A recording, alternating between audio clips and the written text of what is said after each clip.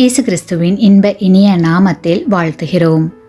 இன்றைய வேத வசனம், ஒன்றையும் வாதினாலாவது வீண் பெருமையினாலாவது செய்யாமல் மனத்தாழ்மையினாலே ஒருவரை ஒருவர் தங்களிலும் மேன்மையானவர்களாக எண்ண கடவீர்கள். பிலிப்பியர் 2 அதிகாரம் 3 Today's Bible verse. Let nothing be done through selfish ambition or conceit, but in lowliness of mind let each esteem others better than himself. Philippians chapter 2 verse 3. தாழ்மை என்பது மனநிலையின் வெளிப்பாடாக இருக்க வேண்டும்.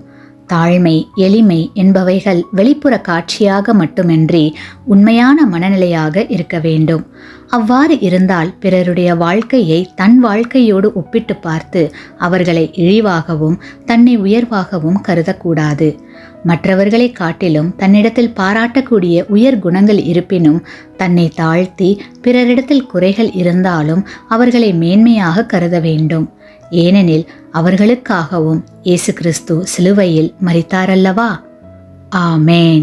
நீங்கள் பெற்ற இந்த ஆசீர்வாதத்தை மற்றவர்களோடு பகிர்ந்து கொள்ளுங்கள்.